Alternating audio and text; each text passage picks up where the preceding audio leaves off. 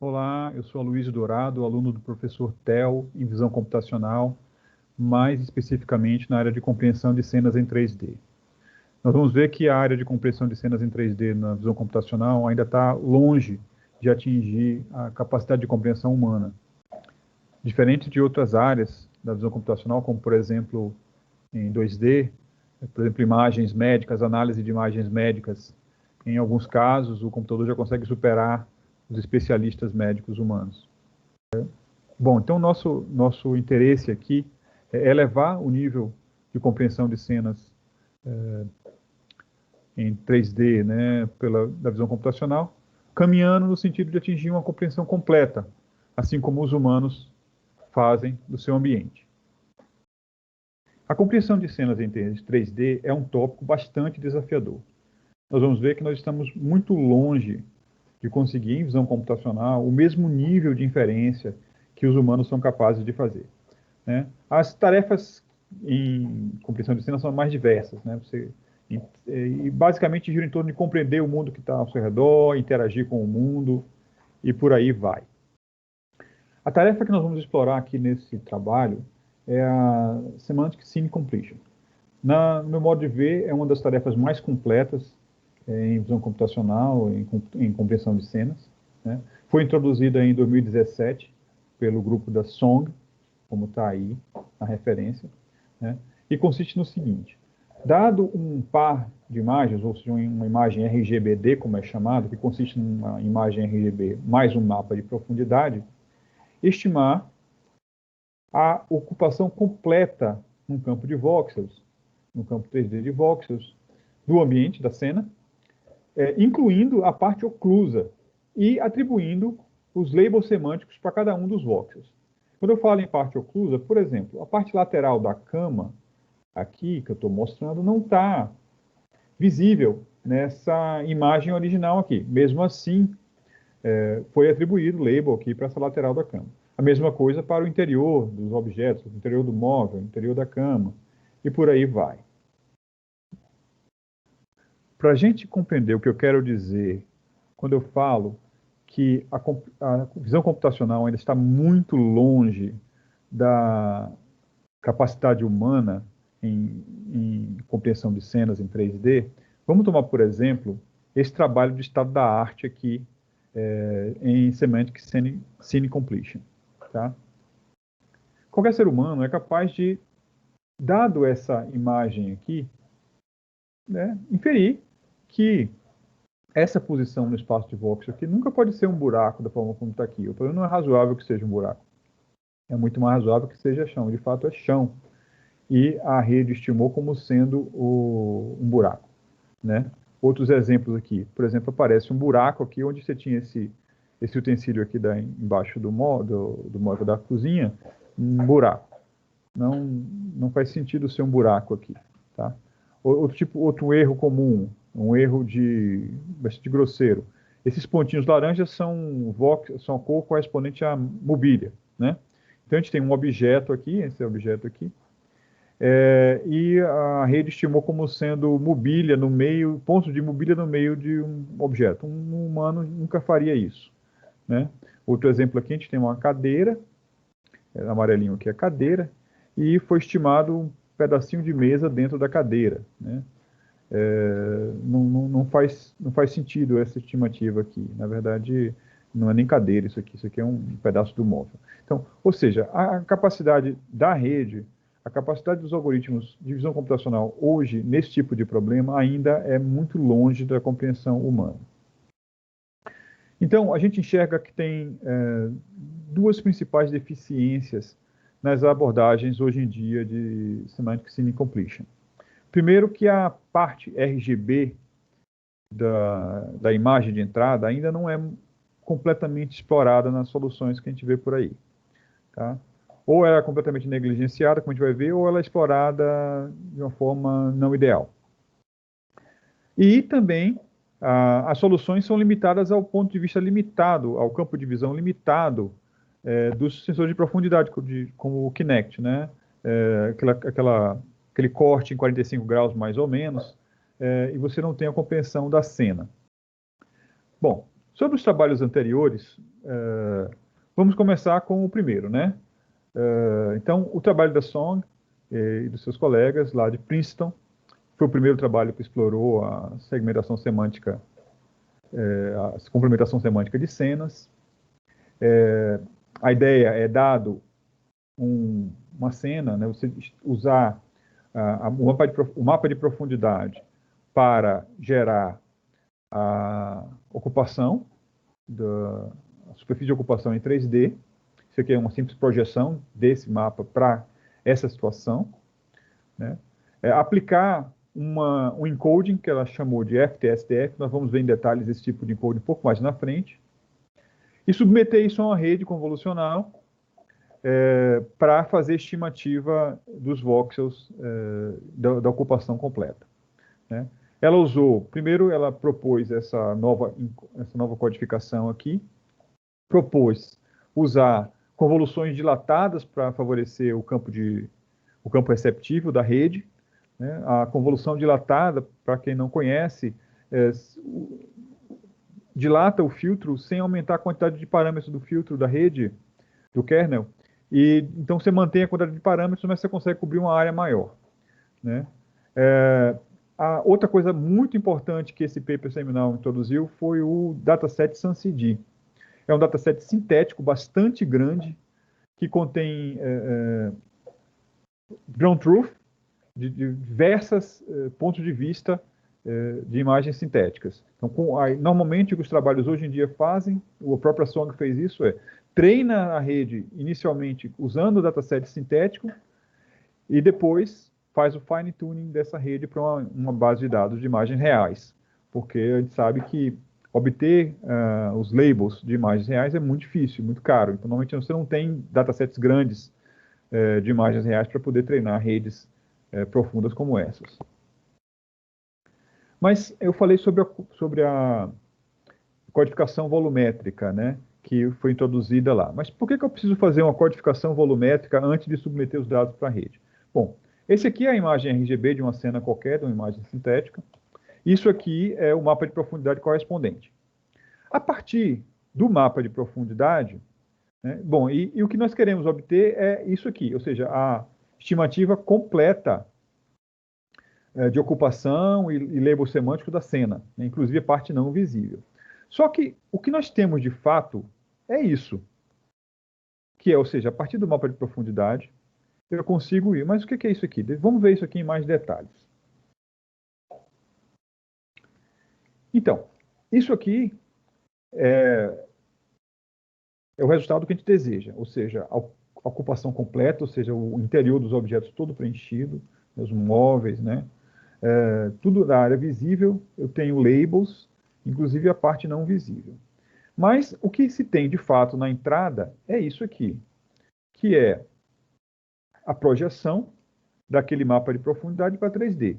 Mas por que essa projeção é tão assim incompleta, né? Bom, como a imagem é captada a partir de um determinado ponto de vista, por exemplo, esse aqui, a gente está vendo a imagem aqui atrás da TV, toda a parte atrás da TV, inclusive a parede, ela está ocluída, né? Ela está oclusa pela própria TV. Então, um buraco se forma ali. Tem outras oclusões aqui, por exemplo, o pé da mesa está fazendo essa oclusão aqui no chão. Obviamente, o interior dos objetos não é visível, então a gente só vê a superfície. Em outras palavras, é isso que nós temos como entrada para a nossa rede. E, efetivamente, o que é essa codificação? Bom, eu falei que a codificação era o FTSDF. Para a gente entender o que é o FTSDF, vamos entender primeiro o que é o TSDF. Bom, o TSDF é o seguinte. Suponha que você tem um sensor aqui, mais ou menos, e você tem um rosto de uma pessoa. Então, a superfície visível do rosto é essa que eu estou marcando aqui, que está marcada aqui em vermelho. A ideia do TSDF é, à medida que eu vou... E esse aqui são voxels, um corte no plano no mapa de voxels, no espaço de voxels aqui, né, uma imagem planar, um corte planar. E à medida que eu vou me afastando da superfície de interesse, que é a superfície do rosto, eu vou diminuindo o valor que eu coloco nesse voxel. Então, esse voxel aqui vai ter um valor 0,2, aqui um pouco mais longe, 0,6, 0,8 até atingir 1. Positivo porque eu estou na parte visível.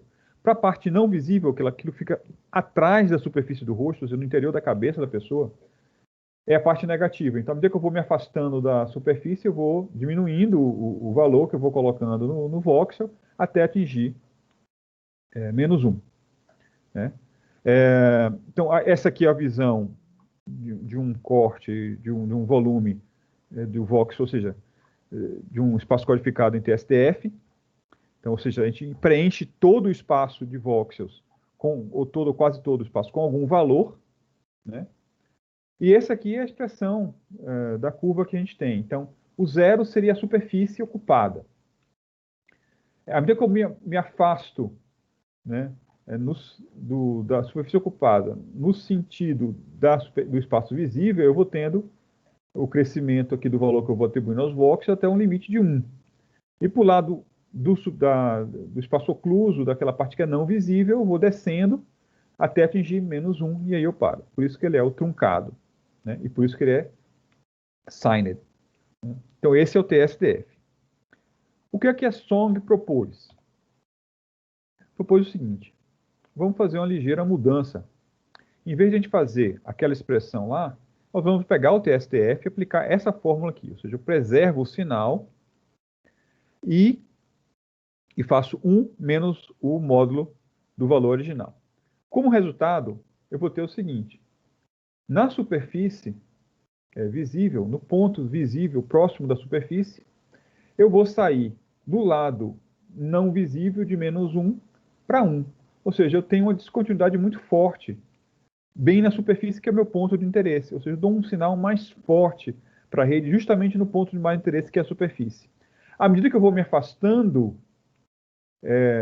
do ponto no lado negativo, ou seja, do lado não visível, eu vou chegando até 0. E no lado visível, eu vou saindo de 1, vou descendo, chegando até 0. Enquanto aqui eu vou subindo para 0, aqui eu vou descendo até 0, de 1 e menos 1. A curva é mais ou menos essa.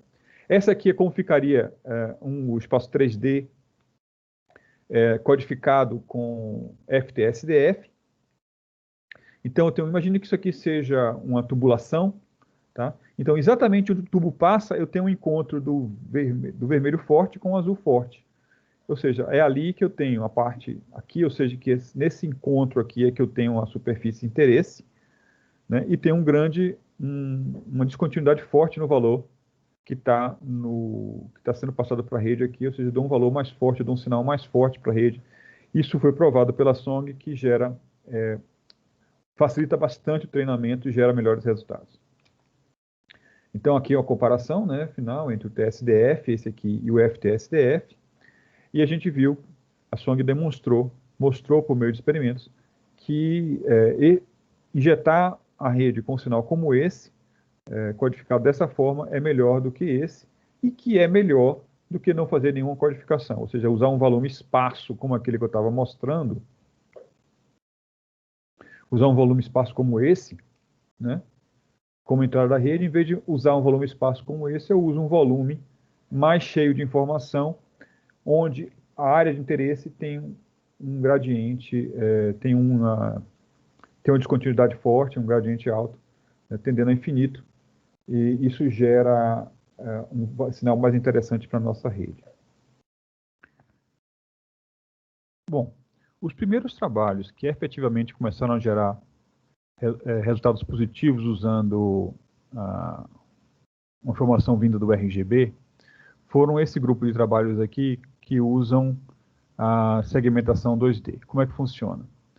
Além do ramo da profundidade, que a gente já viu, eles pegam a imagem RGB e passam por uma rede de segmentação semântica 2D. Esse trabalho aqui do Garbade, por exemplo, roda a rede 2D, gera labels, projeta esses labels para 3D antes de submeter para a rede 3D convolucional. Tá?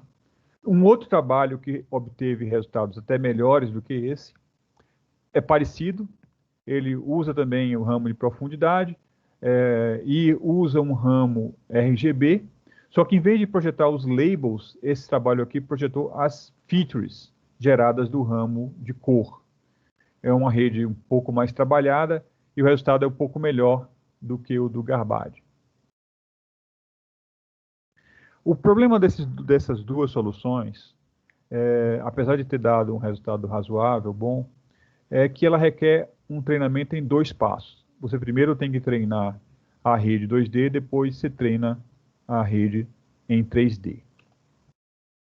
A nossa abordagem, nós chamamos de EdgeNet, usa o RGB na forma de edges, na forma de bordas, para suplantar os problemas que a gente viu antes. Qual é a motivação por trás do nosso trabalho? O que é que nos motivou a fazer aplicar os edges? Bom, nós vimos que o FTSDF é útil nesse tipo de rede 3D. Então, é muito fácil você aplicar o FTSDF na superfície, porque é binário, né? Então você tem aqui a distância, é fácil de calcular e tudo mais. Mas RGB não é binário, né? Você tem informação de 1 byte por pixel, ou 3 bytes por pixel. Então, como é que você projeta, como é que você aplica FTSDF nisso? Não dá para aplicar. A nossa solução, então, vamos fazer o seguinte: a gente pega a informação RGB, computa as bordas da imagem usando um detetor de bordas, como por exemplo o Kenny Edge Detector, e aí sim projeta para 3D, e aí sim aplica a codificação FTSDF, como por exemplo aqui. Eu tenho as bordas da imagem, aplico o FTSDF nas bordas.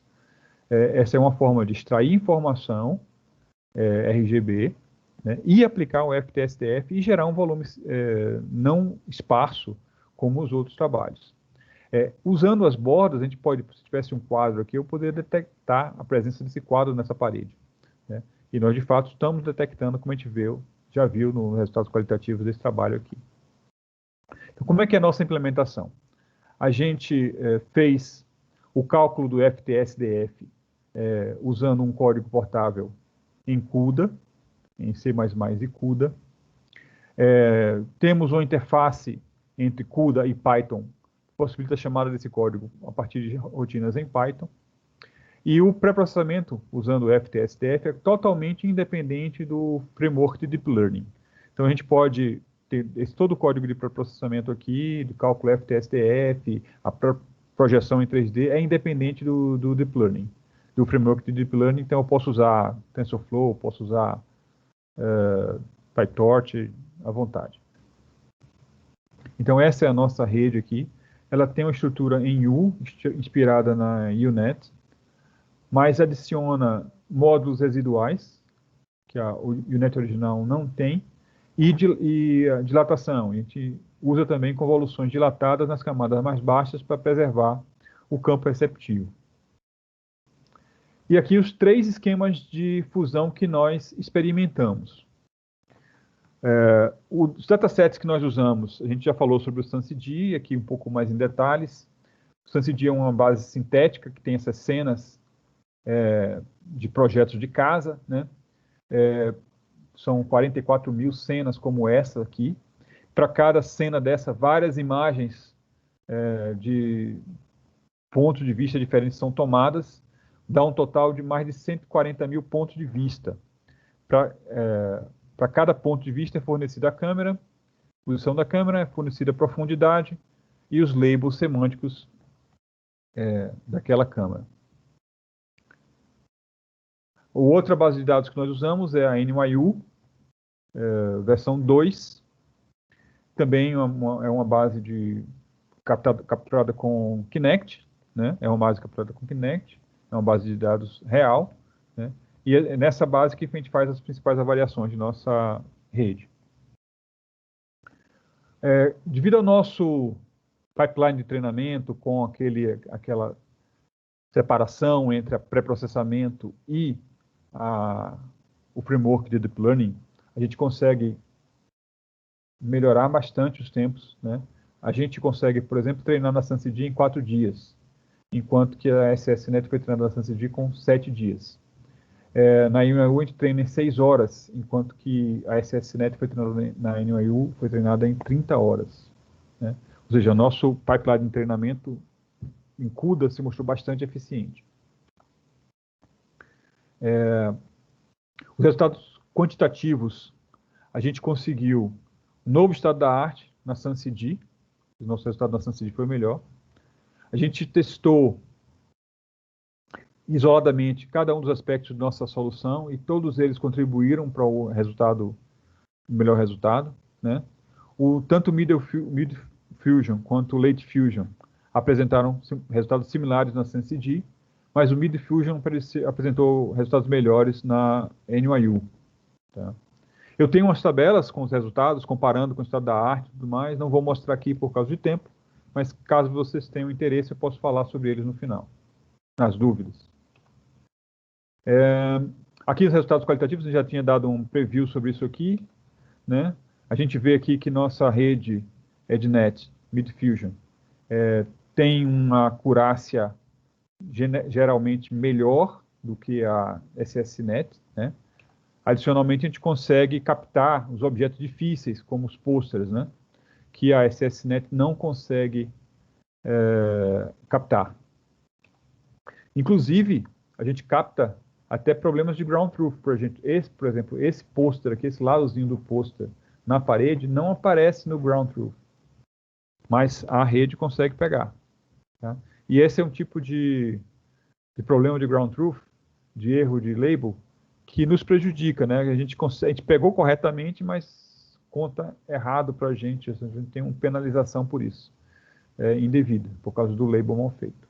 Esse trabalho da EdNet foi aceito para publicação na ICPR de 2020, que é uma conferência com Qualis A2. Agora, a nossa segunda grande contribuição do nosso projeto de pesquisa, a extensão do Semantic Scene Completion para 360 graus. A nossa abordagem para isso foi pegar a imagem panorâmica e o depth map. Com isso, a gente consegue fazer a superfície, estimar a superfície, né, calcular a superfície completa da sala. A gente, para tirar proveito do treinamento na SunCD, que é com imagens particionadas, né, 45 graus, o que é que nós fazemos? Nós particionamos essa imagem completa em 8 partições, com sobreposição. Cada uma das partições é compatível com a visão de um sensor RGBD, então a gente pode submeter isso para uma rede convolucional 3D de segmentação semântica comum. Nós usamos como rede convolucional nos nossos testes a nossa própria EdNet. Né? Então, para cada segmento desse aqui, a gente submeteu a rede EdNet, a predição da EdNet. Para cada uma das predições, das 8 predições, nós fizemos o ensemble e geramos a saída final. O ensemble, quando você tem partições com overlap, o ensemble ajuda a gente a melhorar as predições nas fronteiras aqui das partições. Porque eu vou ter predição de 2 modelos, né? Desse eu vou ter uma sobreposição, aqui esse pedaço sobrepõe, essa mesa está sobreposta, então eu tenho 2 modelos fazendo predição, às vezes tem até mais de 2, aqui no exemplo, essa mesa, por exemplo, aparece nesse também. Então, 3 modelos aqui contribuem para a predição. Isso gera uma predição total muito boa, de muito boa qualidade, tá? Esse trabalho aqui, a gente desenvolveu ele completamente lá em Surrey, no período que eu passei no Reino Unido, na Universidade de Surrey.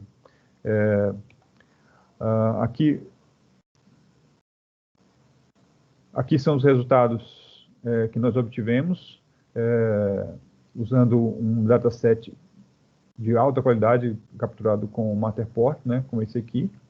Então, resultados muito interessantes. Nós fizemos também experimentos usando câmeras mais baratas, câmeras 360 montadas em setup estéreo. Essa captura com câmeras 360, ela é mais rápida do que uma captura com o Matterport, que é um scanning, processo de scanning, e então tem a vantagem de poder ser usada em cenas dinâmicas, enquanto que o Matterport não pode ser usado em cenas dinâmicas. Mas, em compensação, é sujeita a erros por oclusão de uma câmera em relação à outra, ou em razão de dificuldade de fazer o matching, tá? Como no exemplo aqui, nessa área muito iluminada da luz, não tem como fazer matching, então a gente não tem previsão de profundidade para essa área. E tem uma série de ruídos, de áreas planas e sem muito detalhe, então a qualidade do mapa de profundidade realmente é bastante ruim. Você usar um mapa desse direto numa rede vai dar problema. Então, esse foi o setup que nós usamos para fazer as capturas das imagens com as câmeras esféricas. Essa foto é do nosso colega lá de Surrey, que estava em Surrey na época, do Han-Sung Kim. Para resolver aqueles problemas de ruído e baixa qualidade nas imagens, nos mapas de profundidade, eu desenvolvi um algoritmo baseado no princípio Manhattan e baseado em aplicação de planos usando Randstad, que melhorou bastante a qualidade das estimações de profundidade. Usando esse método de estimação e de enhancement do mapa de profundidade, a gente conseguiu o seguinte resultado. Então, tem aqui essa imagem bastante ruidosa, e aqui a imagem já mais limpa, usando o nosso método criado nesse nosso trabalho aqui, para melhorar o nível de ruído da imagem. A gente aplicou o método em todas as cenas capturadas com as câmeras em 360 graus, em montagem estéreo. Esse é o volume resultante, né, a superfície resultante, bastante suave. Né? O nível de ruído tem ainda algum ruído, mas bem menos do que era de se esperar com a imagem original. E esses são os resultados obtidos dos finais. Esse trabalho que nós fizemos lá em Surrey também gerou uma publicação, já foi publicado já no VISAP de 2020, que é uma conferência com Qualis A1. Tá? Esse trabalho também, de 360 graus, foi usado da forma como nós criamos para um sistema de reprodução de áudio imersivo. Então, a reconstrução da cena e os labels estimados dos objetos foram usados para estimar os materiais e assim poder renderizar som com mais propriedade. Né? Então, esse é um artigo que nós estamos trabalhando em parceria com a turma de Surrey, estamos trabalhando para ser publicado num periódico.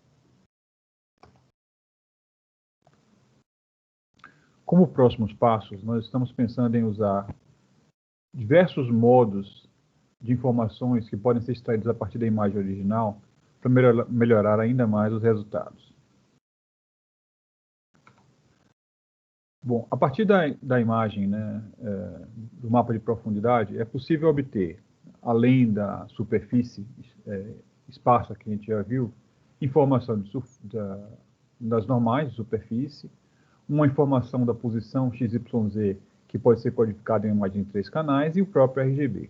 A ideia é pegar essas imagens em 2D, passar por uma rede convolucional em 2D, gerar módulos, então projetar isso para 3D, de maneira que possa ser aplicado o FQSTF e então entrar numa rede 3D CNN. Bem, essa é a nossa rede multimodal, uma rede encoder-decoder, onde os encoders são, na verdade, 3 ResNet 101 ligados a um decoder com Conv2D Transpose. Os resultados que nós temos obtido até agora com essa rede 2D são bastante promissores. Né? Então, a gente vê aqui que os erros são muito poucos e nós ainda estamos apenas no início do treinamento. Então, estamos bastante animados e achamos que é possível obter bons resultados com esses labels depois de projetados e aplicados na rede 3D. Era isso que eu tinha para mostrar. Estou à disposição para tirar qualquer dúvida aí que vocês tenham no espaço de dúvidas, nas questões. Obrigado.